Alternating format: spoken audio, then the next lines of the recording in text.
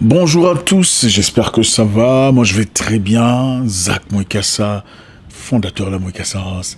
Merci de faire partie de ce mouvement de grandeur qui nous aide à franchir les barrières, à doper nos qualités, pulvériser nos défauts. J'espère que ça va. Moi, je vais très bien. Certaines personnes, j'ai remarqué, m'ont envoyé quelques messages affectueusement m'appelant coach. Comment ça va? J'ai des difficultés. Coach, est-ce que tu pourrais m'aider? Ça fait chaud au cœur, c'est gentil. C'est bien de voir en tout cas, cette appréciation en direct.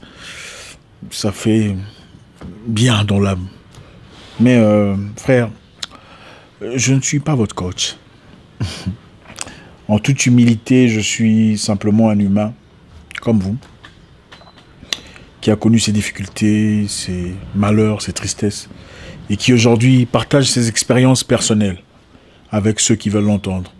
Je suis peut-être quelqu'un qui, à travers les difficultés de la vie, a développé un esprit chevronné, une attitude de guerre face à beaucoup de situations.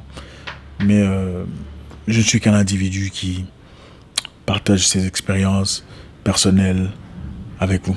J'en avais besoin aussi, on en a tous besoin. À un certain moment de la vie, on a besoin d'aide. Personne ne se suffit, c'est impossible. Personne n'est complètement autosuffisant. Autant on aime le dire, le balancer, je suis autosuffisant financièrement, socialement. Personne n'est vraiment autosuffisant. Nous avons tous besoin de quelqu'un quelque part, d'une certaine façon. On a tous besoin d'une personne pour nous apporter un plus. Une personne pour nous aider à franchir les barrières, à avancer, à progresser. Personne n'est vraiment libre. Pour avoir de l'argent, on a besoin des gens. On a besoin des clients, n'est-ce pas? Les gens disent « Ah non, moi je vivrai ma vie, je n'ai besoin de personne ». Ce n'est pas vrai. On a besoin des gens pour développer son intelligence, ses capacités, son intellect. On a besoin des gens pour établir une entreprise, même pas directement, mais une connexion.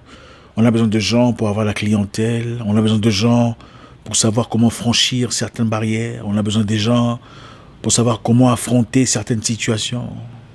Ça fait partie de la vie. Dans la vie, il faut savoir quelquefois comment faire le courtier. Chez ma mère, on dit l'enfant qu'on envoie ne meurt jamais de faim. Vous comprenez un peu. Il y a des gens qui appellent ça le lèche-pied. Le lèche-pied ne meurt jamais de faim. C'est-à-dire celui qu'on dit va acheter ça, va acheter du pain, va acheter je ne sais pas quoi. Il ne meurt jamais de faim. Quand on le demande d'aller acheter du pain, qu'est-ce qui se passe après? On lui donne un petit morceau. Toi aussi, prends ça. Va acheter des tomates. Si tu vas acheter des tomates, quand tu reviens, bon, toi, prends ça. Finalement, qu'est-ce qui se passe? Tu n'avais peut-être rien au départ, mais à force de partir, acheter le pain, on t'a envoyé acheter les tomates, tu as acheté les tomates, on t'en a donné un peu, on t'a envoyé acheter du charbon, on t'en a donné un peu, finalement, tu as le pain, tu as les tomates, tu as le charbon, de quoi faire à manger. Donc, le lèche-pied ne meurt jamais de faim. Seulement, il faut savoir comment établir les limites. Écoutez, il y a des choses qui paraissent mal à un certain niveau de sa vie, mais des choses qui ne sont pas nécessairement mauvaises. Compte tenu de conditions dans lesquelles vous vous retrouvez, quelquefois vous pouvez faire certaines choses que vous ne ferez peut-être pas quand vous êtes dans tous vos états, quand vous êtes bien dans vos bottes, pour vous sortir d'une certaine situation. Il y a des gens assez intelligents, je dis, qui sont assez malins, qui se sont servis de leur capacité d'être gentils, de faire le courtier, c'est-à-dire rencontrer des gens assez établis, rencontrer des gens assez matures, des gens assez financièrement posés, pour avoir de quoi manger.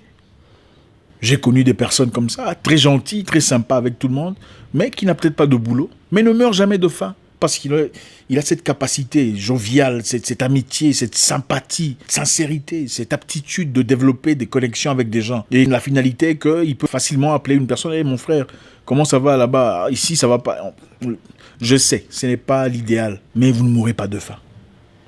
Dans la vie, il faut savoir comment s'ajuster. Il ne faut pas être radical.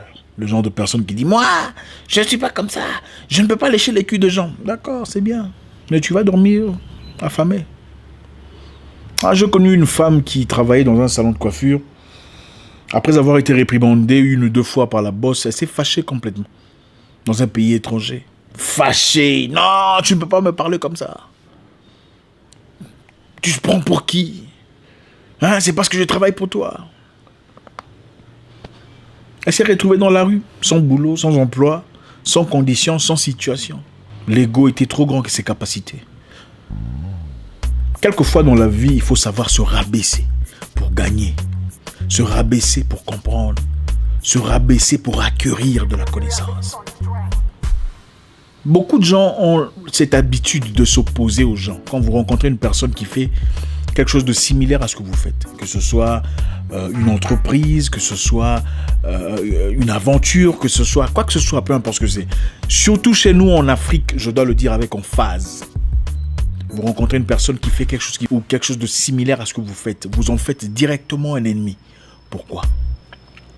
Et même si il se pourrait que cette personne soit plus avancée, plus outillée, plus expérimentée que vous ne l'êtes, au lieu de vous associer à cette personne gentiment ou de l'aborder simplement avec sincérité et humilité, vous boudez la personne.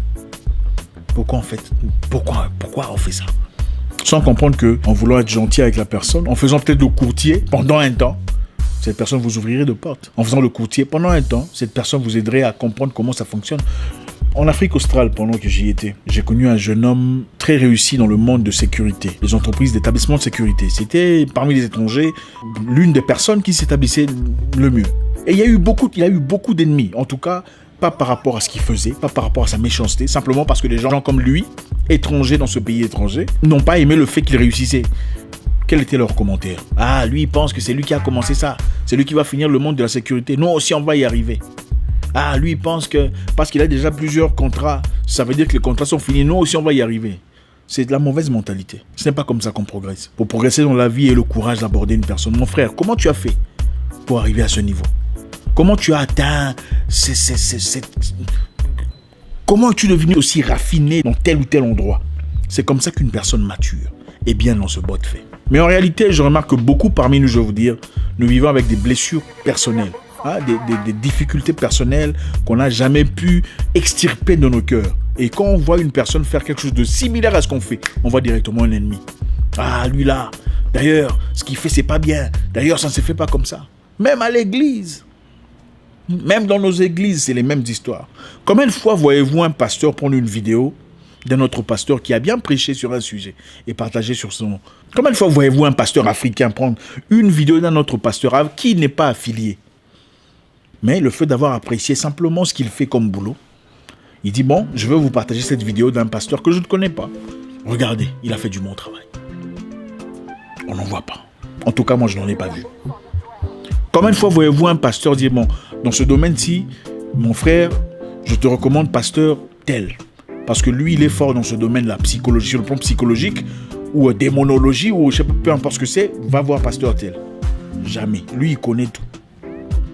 C'est l'une des raisons pour laquelle on a du mal à avancer. Il faut savoir se faire petit pour être grand. Il faut savoir se diminuer. Pour être un bon maître, il faut avoir été un bon serviteur. Toutes ces personnes qu'on vénère aujourd'hui, qu'on applaudit aujourd'hui, sont des gens qui ont été accompagnés par des gens. Bill Gates était avec Gary Kildall. Sans lui, il n'aurait jamais été ce qu'il est aujourd'hui. Impossible. Lisez le livre. Ne regardez pas 2 lignes sur Wikipédia et vous croyez que vous connaissez l'histoire. Lisez le livre. Les Noirs, en général, n'aiment pas lire. Nous n'aimons pas lire. Et on n'aime pas qu'on nous dise la vérité. Parce que déjà, je vois les gens en train d'écrire des commentaires. C'est ça. En général, nous n'aimons pas lire. Je nous encourage. Ce n'est pas pour nous insulter. C'est pour nous encourager à développer nos capacités. Et nous devons arrêter cette mentalité où quand on regarde quelqu'un sur Internet, on commence déjà à chercher où on va critiquer. C'est ce que nous faisons généralement. Il n'a pas bien prononcé là. Mais son visage a changé, hein, on dirait qu'il a... Mais c'est dans les... C'est toujours, on cherche toujours. Sa chemise, c'est toujours dans le négatif. Nous devons développer cette capacité d'apprécier, accepter nos défaillances, nos fautes. Nous en avons tous. Mark Zuckerberg n'est pas arrivé où il est aujourd'hui tout seul. Il a eu des gens. Steve Jobs pour... comment on appelle ça, Apple, n'a pas fait seul, pas pu accomplir, il n'a pas fait tout seul. Steve Jobs est le visage externe que le monde voit et applaudit. Mais à côté de lui, il y avait Steve Wozniak, le créateur, l'ingénieur. C'est lui, grâce à lui, il n'y aurait jamais eu ce qu'il y a aujourd'hui. Aujourd'hui, j'ai pu développer beaucoup de choses dans ma vie, par multiples façons, à travers plusieurs personnes. Okay? C'est une personne qui m'a appris que Zach, tu sais, tu peux placer ton argent ici au Singapour. Voilà ce qui se passe dans cette entreprise. On va te le développer comme ci et comme ça. Tu peux regarder en Malaisie, ce n'est pas aussi compliqué. C'est toujours les humains qui apprennent aux humains comment ça se fait. Mais la personne qui me l'a appris, c'est qui? C'est un jeune homme comme moi. Il a le même âge que moi. J'aurais pu le bouder disant « Ah, lui, il va m'apprendre quoi ?» Non. On se simplifie dans la vie. Une porte peut être une nouvelle porte à une nouvelle belle situation. Il faut savoir s'en servir. Je ne sais pas ce que vous avez dans la vie aujourd'hui. Vous avez peut-être une entreprise qui marche et vous dites c'est bon, j'ai besoin de personne. Vous vous trompez. Parce que rien n'est éternel. D'accord? Vous connaissez les télévisions Akai, non? Akai, vous en voyez toujours. C'est presque inexistant. Toshiba, c'est vrai qu'il y a quelques Toshiba, mais est-ce que vous en voyez toujours? Non. Qui connaît Cisco? Le monsieur là qui dansait avec les cheveux jaunes, blancs, tout ça. Où il est aujourd'hui? Wesley Snipes, il est où aujourd'hui? Les choses viennent et partent. Ça fait partie de la vie. Votre situation actuelle n'est pas votre destination finale. Le fait d'être sportif ne veut pas dire que je serai sportif pour le reste de ma vie. D'accord? Intelligemment, je dois réfléchir sur des options qui peuvent m'aider à progresser dans la vie. Comment investir mon argent ici? Comment investir mon argent là-bas? Comment acheter des parts? Donc, c'est comme ça qu'on évolue dans la vie. On est petit, on devient écolier, on va à l'école secondaire, ensuite à l'université. Rien n'est permanent dans la vie. Il faut toujours se développer. Et pour se développer, il faut toujours créer des correspondances, des amitiés, des partnerships. Savoir s'humilier quelquefois. Vous allez près d'une personne qui connaît plus que vous. Fermez votre bouche. Ne faites pas toujours des commentaires. Ah oui, oui. Ah ça, je connais. Non, non, non, non. Calme-toi. Dans le sport, on dit même un ceinture noire peut apprendre d'une ceinture jaune. Si tu es intelligent. Personne ne connaît tout. Nous sommes tous étudiants dans la vie. Tu peux être fort dans le transport. Lui, il est fort dans le ciment. Qu'est-ce qui vous fait croire qu'il y aura toujours de transport? Pas nécessairement. C'est vrai, on aura toujours besoin de transport. Mais votre voiture pourrait se bousiller. Et vous faites quoi après? Il faut savoir s'humilier, savoir se simplifier la vie. La vie n'est pas une compétition. Enlevez ça dans vos têtes. Vous voyez une personne qui fait quelque chose bien mieux que vous, appréciez la personne ouvertement, faites-lui un compliment. Vous voulez briser ce qu'il y a comme barrière entre vous et une personne, faites-lui un compliment. Ah, jolie chemise, j'aime bien ce que vous faites. Fini. Les gardes, l'attitude, tout ça, la position de guerre qu'elle avait, belliqueuse qu'elle avait initialement, vous voyez dissiper très rapidement. Développons ce sens de communication. Être gentil. Appelez les gens au téléphone. Bonjour, comment ça va? Ça fait longtemps. Ah, j'ai pensé à toi aujourd'hui. On ne sait jamais ce qui peut émaner de ça. Réussir la vie, il n'y a pas de technique mathématique 1 plus 12. Non, c'est une combinaison d'intellect, de mentalité, de compétences.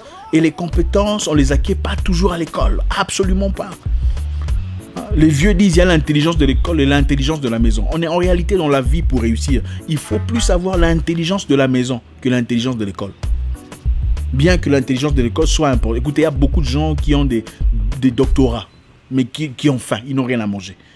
Je vous le dis, vous le savez mieux que moi. Il y a des gens qui ont des caps, ils vivent dans la misère. Pendant qu'il y a des messieurs qui n'ont peut-être pas fini l'école secondaire, mais qui ont beaucoup d'argent. Ils vivent dans l'abondance.